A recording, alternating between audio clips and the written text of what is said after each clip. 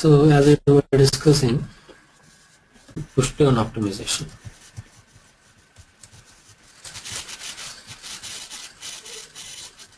Push down optimization is kind of a very advanced level activity that is taken care by maybe top level developers or architects. The feature is to push the transformation logic to your database level and apply there on the database level. I repeat, to push the transformation logic to push down to the database level and apply there and then perform your activities. So here basically we have two levels or three levels of push down optimization. Source level, target level, both level. So what exactly a push down or source level both level is? Let us say I have a mapping like this.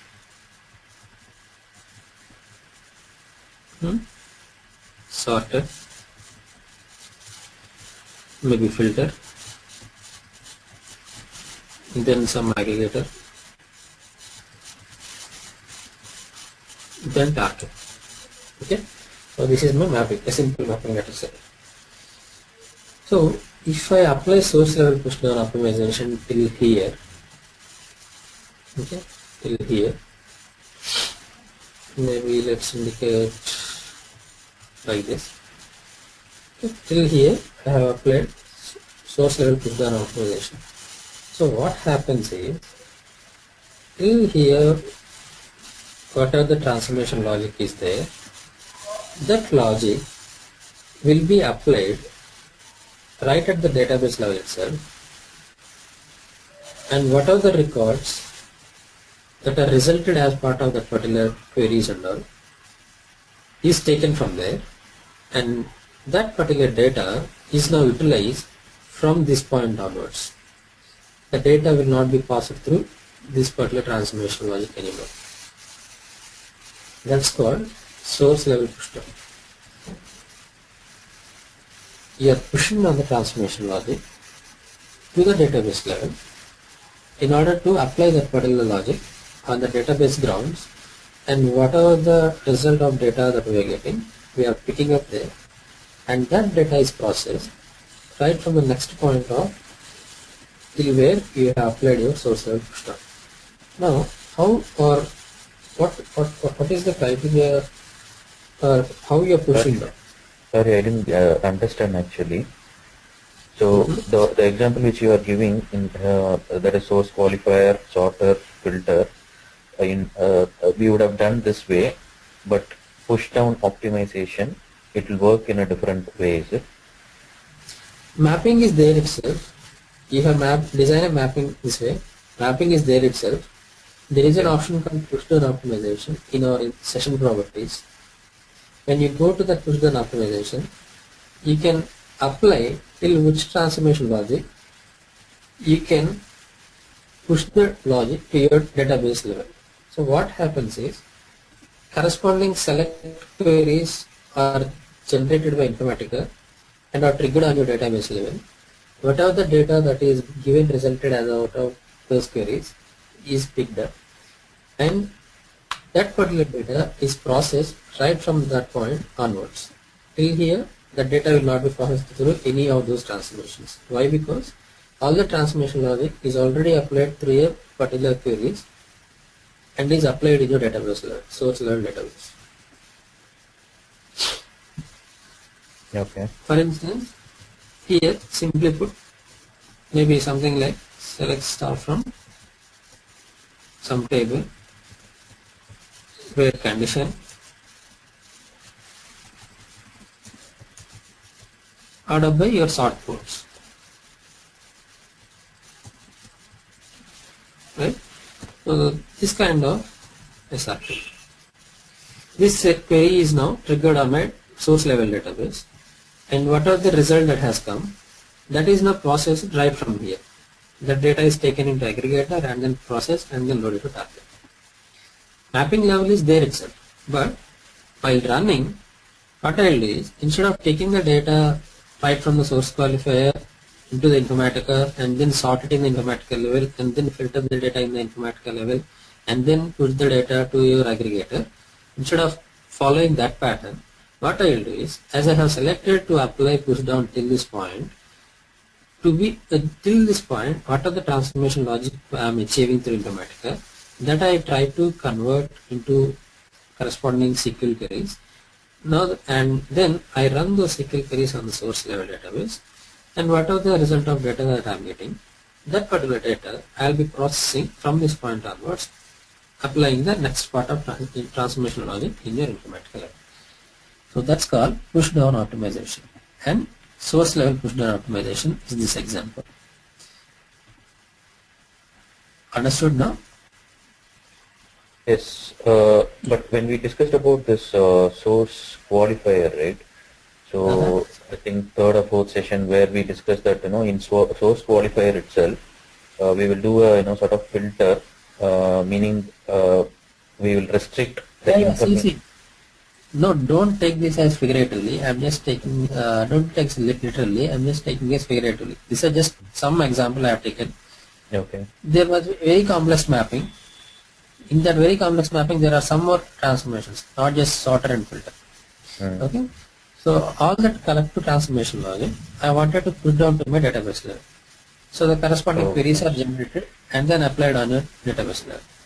If this is a simple filter and sorter, obviously I can apply the source qualifier options. But here I just wanted to show you a very simple example. Okay.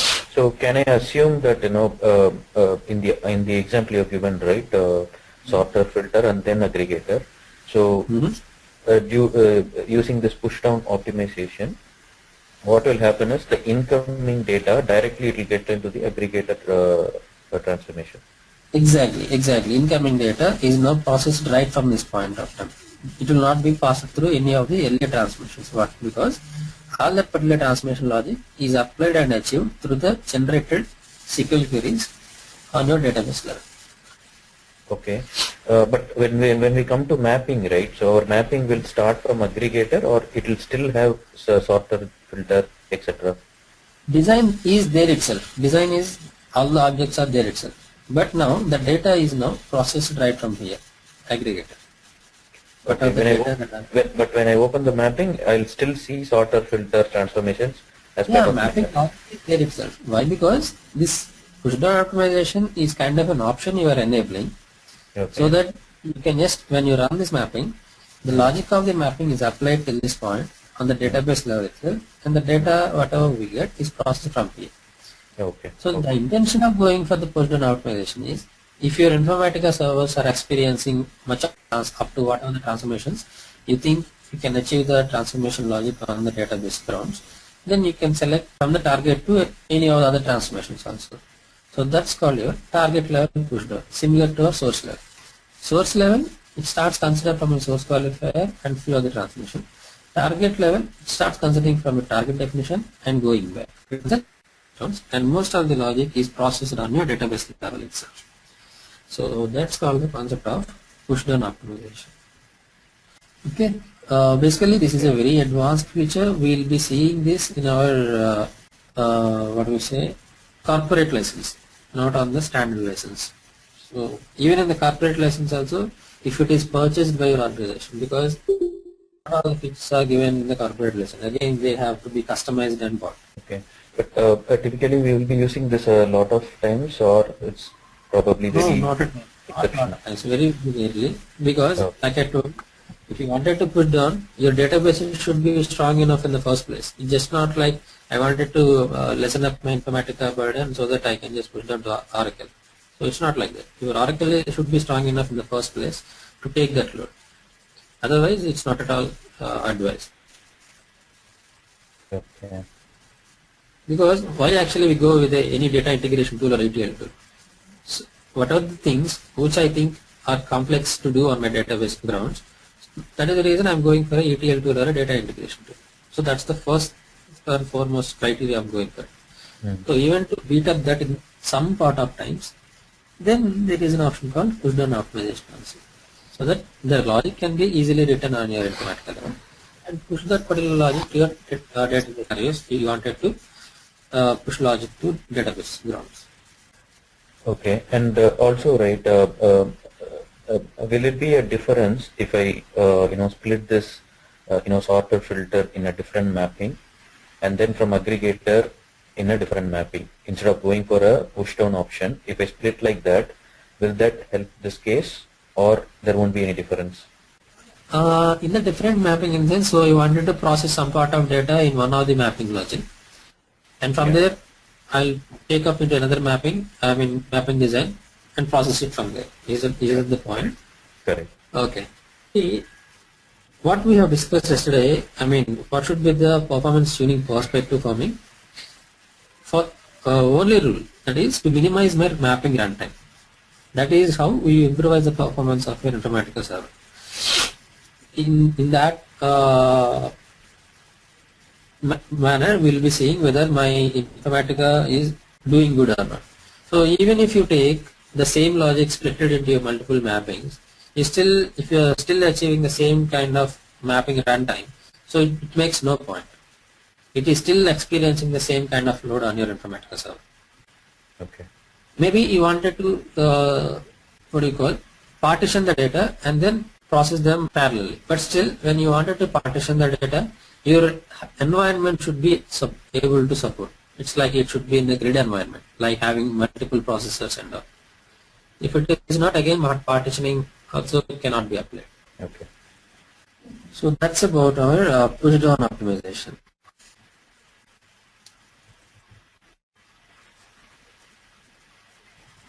So next up, I have designed few of the scenarios just to give you how to go about them, what is the perspective needs to be.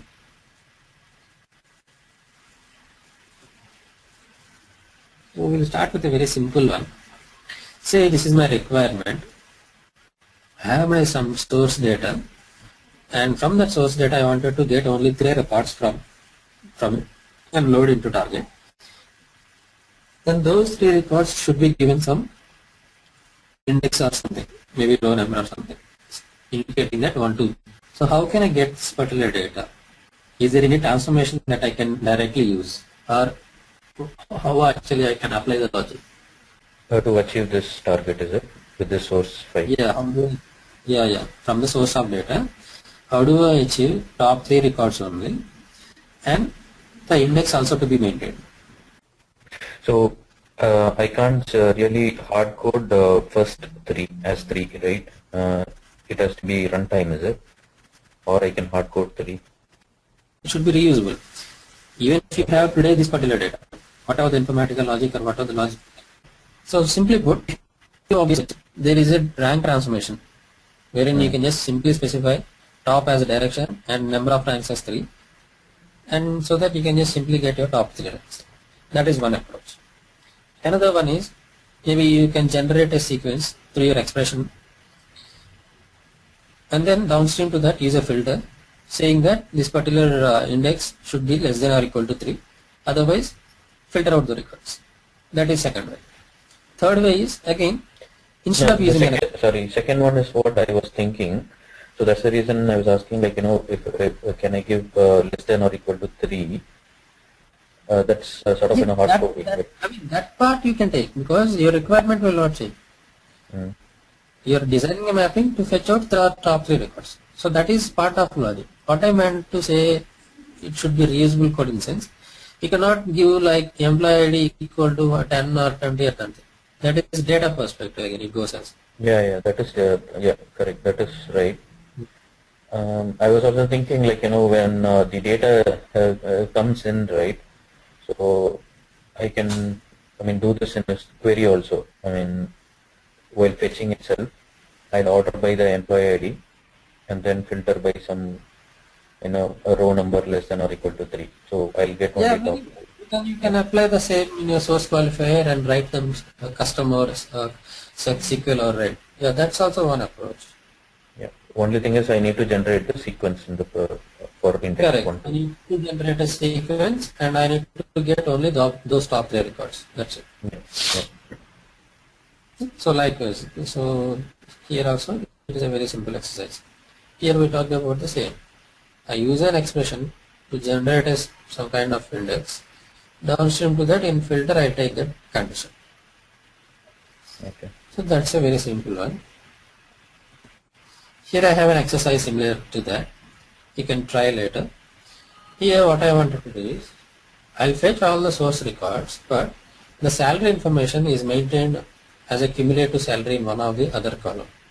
Cumulative salary in sense the sum of the salaries till that point. See here, salary, and for the second employee, the cumulative salary is the sum of these two guys. Yeah. Similarly, for third employee, sum of these three guys. So likewise, I wanted to populate this kind of data in my target. So this is an exercise for you, which you can try. It can be just a little extension of this particular scenario which we have seen. Using a simple expression and using a simple filter, you can achieve this logic. Okay. And do you have this scripts to create those tables and data by any chance?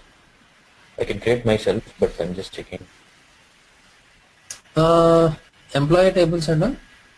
Yeah, employee, department, bonus, salary, and all right. You have some 10 those tables. tables are available. Those tables are available in your Scott account, so you can just the Scott account. Okay. Okay. Yeah. Then there are few other accounts also. HR account is there, BI account is there. So all these accounts will have many of the inbuilt tables and much of the data is available. You can just play around with all that data. Maybe if the accounts are locked, then you just unlock them. The command is something like unlock user account, that particular name, and give, so that it will be unlocked. But it has to be done while you are in super user, that is sysas sdpa. First you log on with them, and after that unlock these accounts. Then you can just simply use them. Yeah. If you are not pretty sure about unlocking and all, simple, you can just Google around a simple command. It will just give you result, the first result itself, how to unlock an account in Oracle. So using that, you can just unlock and use it. Okay. Yeah. So these were the scenarios you were talking about, or? Yeah, these are the scenarios I'm talking about, wherein I just wanted to show you a perspective on how to achieve this. So basically the technical class is over. We are just seeing the scenarios and so on, right? I mean, in terms of Informatica, Exactly. I know DW concepts are there, but Informatica as such, it's all over. Yeah, correct. Everything is completed. Okay. Yeah. So now, this is one more simple scenario. Like, I wanted to capture my header record into one particular table, footer record into one particular table, and the rest of the data into one particular table. So maybe I'm getting a file from my client, and he is providing some information in header, some information in footer, and the in between data is actual table data. So how can I capture this kind of things? See, whenever you are given any, first and foremost, try to write down what should be your target data look like, and using that you try to backtrack that logic what you can write down to achieve or to get that kind of data. Whenever there is a scenario given to you, first off, write what should be your target data, and using that target data you backtrack to achieve your logic. Okay, so now this is my target data I wanted, right? So to get this, how can I get this kind of data from my source? That is, I wanted a first record and last record and between records. So here we can just give a simple thought. First record, so it should be some, if you can give the numbering, it should be the 1. Last record, so again if you give the numbering, I just give the last record count number and should be able to get that record. So using a simple filter you can achieve this, provided you have the number of records, that total number of records are given sequence. So now that is my primary assumption, and then based on that I'll have to improvise the logic. Right?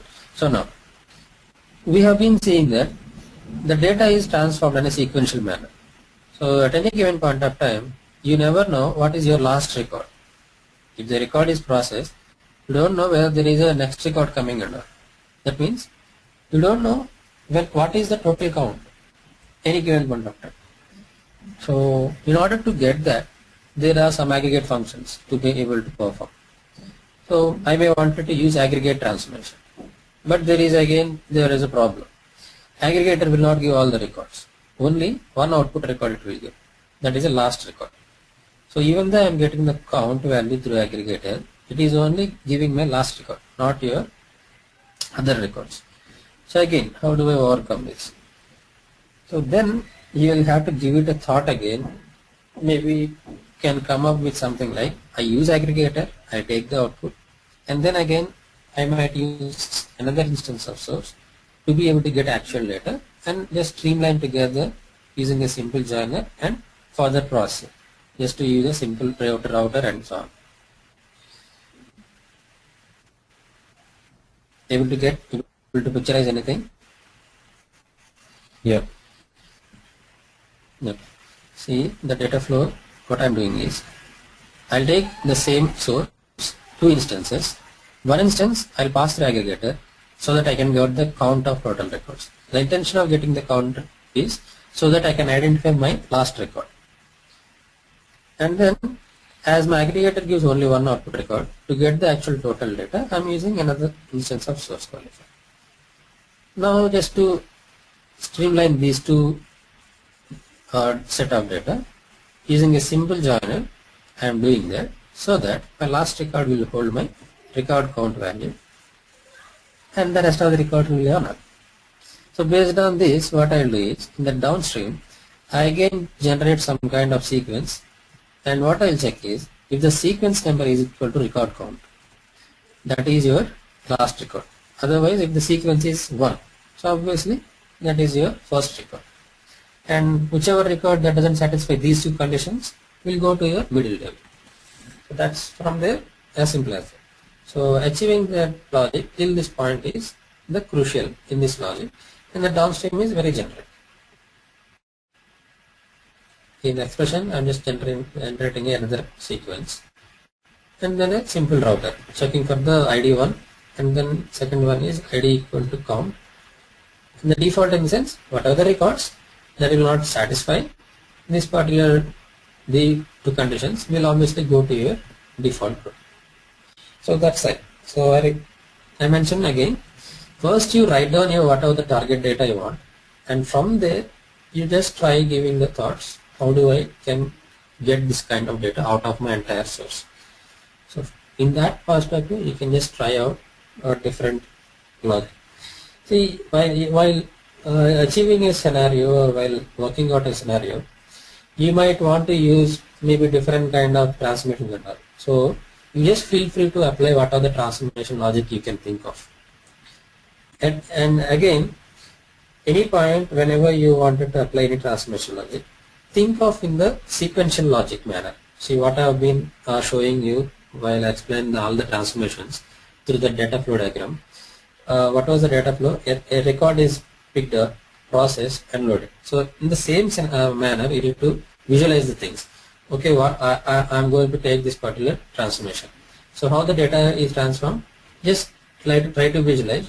That is, send the data on a row by row manner and think of whether I am getting the output data in my expected manner or not. If not, skip to another transformation you want to apply. Otherwise, if you are not able to visualize, just go ahead and implement it and see the output data. Even though you may not get what is the one you are expecting, but there must be some other data you will be getting, and you will be understanding, okay, this particular transformation can give this kind of data, but not what I am thinking of. So that when next time, whether I wanted to get this kind of output data, instead of rethinking again at that point of time, I can go ahead and use this transformation. So likewise, exploring is always very good when you're working on any tool. It's not just Informatica. And when it comes to working on any tools, exploring is the only way that you can get to know end-to-end of a possibilities of any particular tool.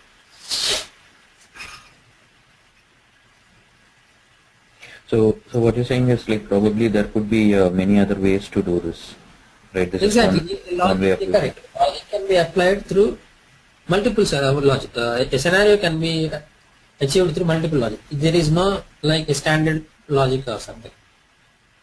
So based on that, here some improvisation to that scenario. Wherein this time I wanted top but one, bottom but one records to go to one particular table, and the rest of the records, that is header, footer, and the middle records, other than top but one and bottom but one, to go to your one particular target table. So it's kind of a small change to what other scenario we have discussed. So again, you can try working on this one and try to see whether you can achieve the same or not. So I'll just show you this one and we'll skip to fifth one.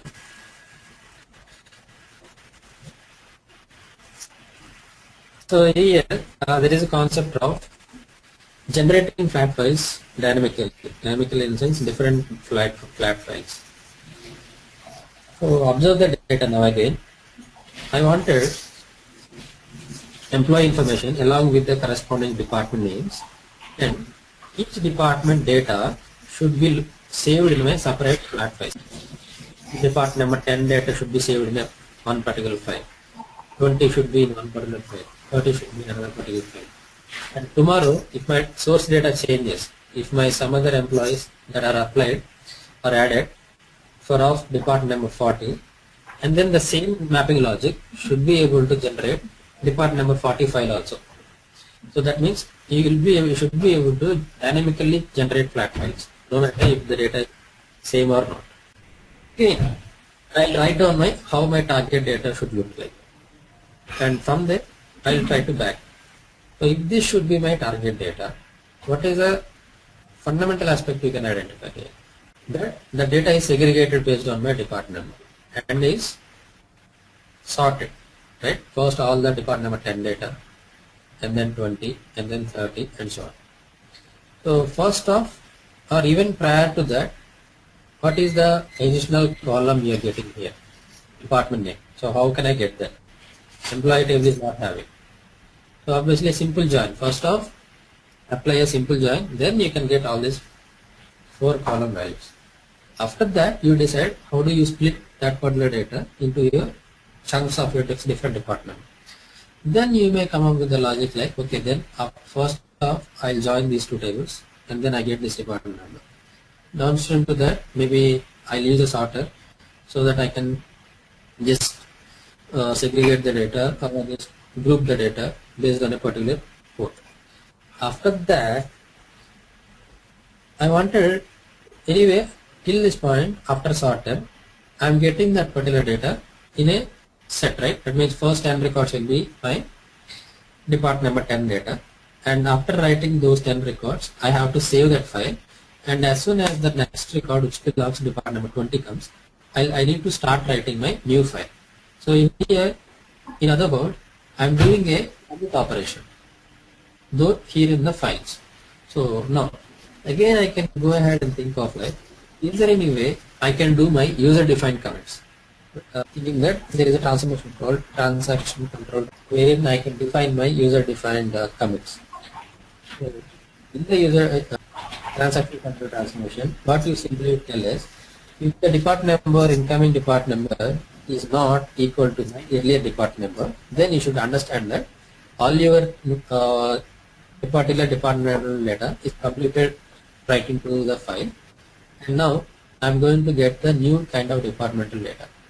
So a simple keyword like commit before. So before you write the current record, you just commit the earlier record. So whenever you trigger the commit, the file will be saved, and the next record will start writing to your new file. So likewise, it's always backtracking from the target kind of data. So if you can visualize what should be your target data, in that perspective, it is easy to achieve any particular logic. So here the same. I am joining first, this time using a simple source qualifier. Then I sort the data so that my corresponding department numbers are given in the sequential order.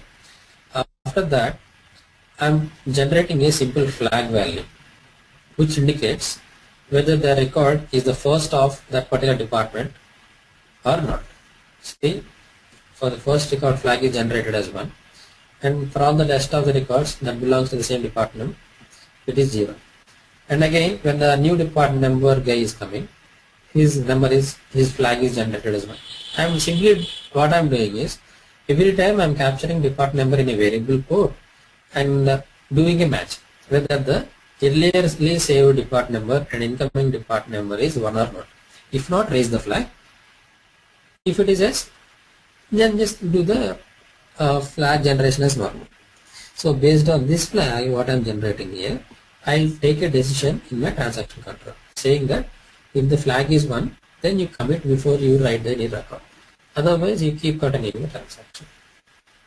So now, based on this logic, even though there is new data that comes tomorrow, like some department number 40 and all, still the logic can be applied and my data can be captured into a separate flag file accordingly.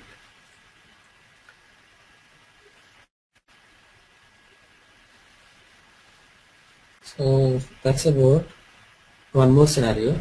These all, first you need to master the individual transformations. That is very fundamental aspect. You need to know in and out of every transformation possibility. Then it will be very easy to achieve any logic, because you can easily think of what a transformation can give, what you can achieve using a particular transformation. We'll skip to one of the transformations here, maybe this one.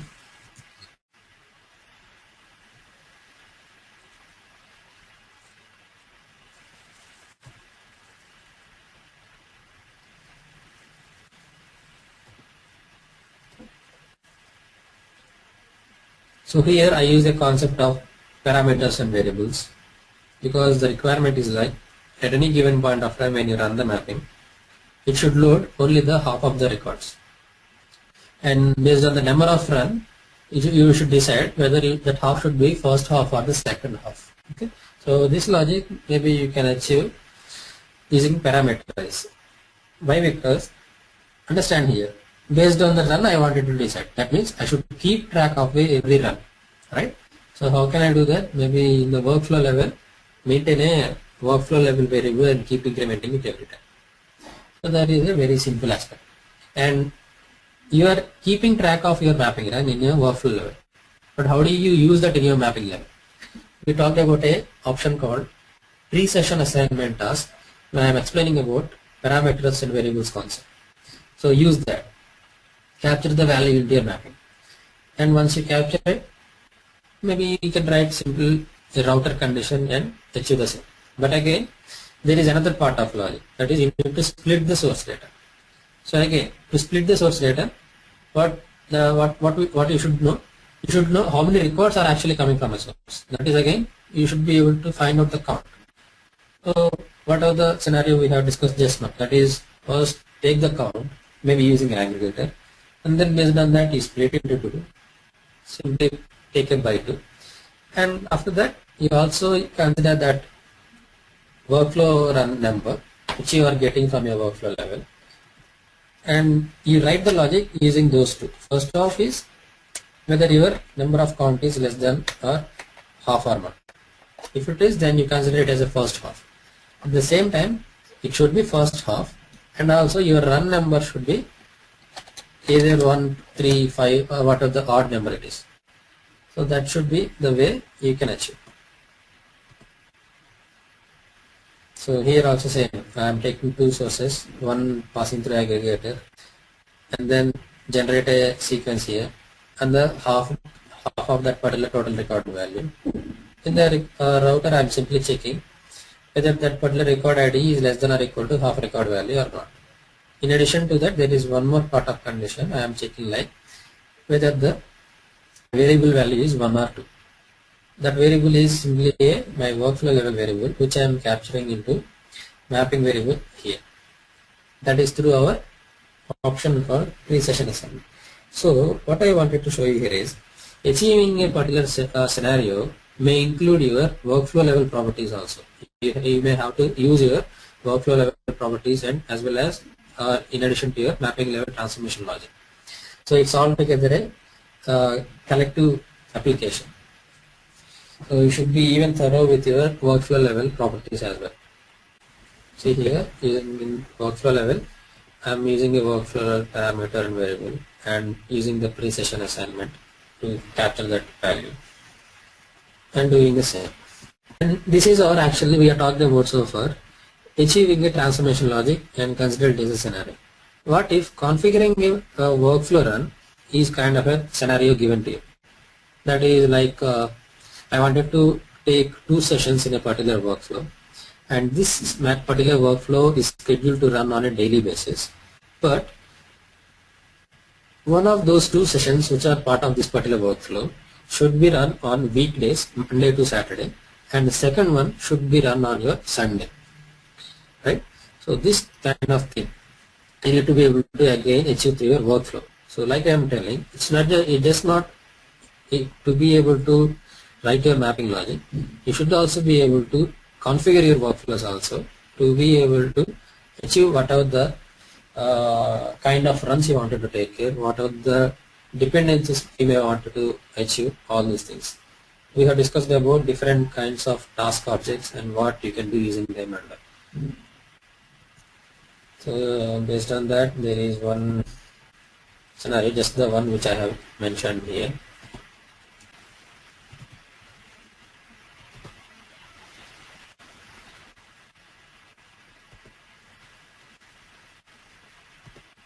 See, this is the mapping design, wherein I am having 2 sessions as part of mapping, but any point of time it will run only one. So how I am doing is basic. I am keep counting my workflow runs, and whatever the variable value that it is holding, I am checking whether that particular value can be divided by your 7, because 7 in the sense we have only 7 days a week. So if you divide by 7, if the value is 0, modulus value is 0, you can decide that is my 7th day of week. Otherwise, you just use another one. So I am simply using a decision task to take the decision which session I need to run downstream based on the value I am getting out of my decision task. So inside decision task, you may have to write a simple condition saying that the modular of that particular variable should be 0 when I do it with 7. That's it. So yeah, it can be this way. It's all together using all these objects at one place: link task options, decision task, workflow level variables concept. How do you increment that variable? All these things.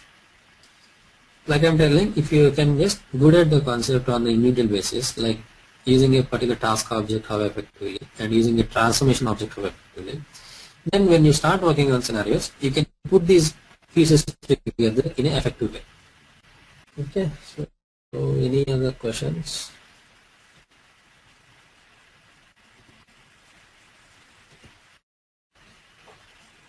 No, Raj. So how many such? I mean, you basically want me to try all these scenarios, right? Oh, I mean, the explanation part, everything is here, like I told. What are the explanation I have done? My intention of discussing these 2 to 3 is how actually you wanted to start working on a scenario. So, like I've been telling, whenever there is a scenario given, first try to write down what your target data should look like, and from that perspective, from the target data perspective, you can easily track down what the algorithm you may write down for your mapping. Okay. So it's always backtracking is the best kind of way to write a transformation logic.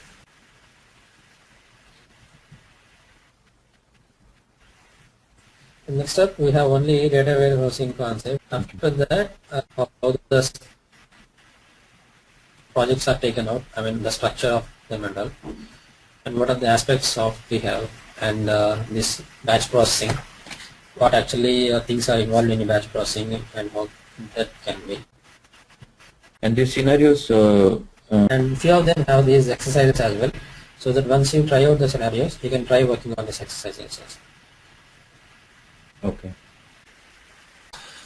Okay then. No, thanks, Raj.